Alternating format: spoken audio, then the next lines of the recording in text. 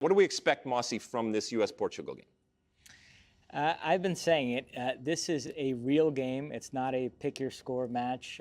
Portugal is a proper team. They played England in England right before this World Cup, drew 0-0. They played the Netherlands at the Euros last year, only lost 3-2. They faced the U.S. 2 years ago, right before the Olympics, only lost 1-0. So I expect the U.S. to win, to advance. They are the better team.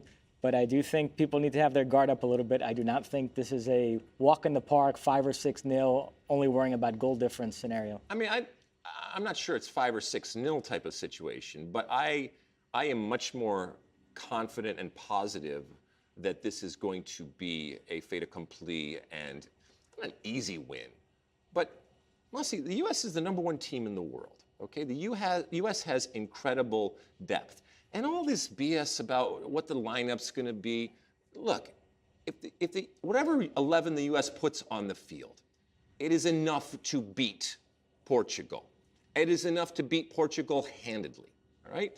Whether Vlatko makes changes or not, it is really irrelevant. And I know there's angst right now because the reality is, Mosse, we could be sitting in these seats, knock on wood that this doesn't happen. We could be sitting in these seats tomorrow, and the U.S. could be out of the World Cup.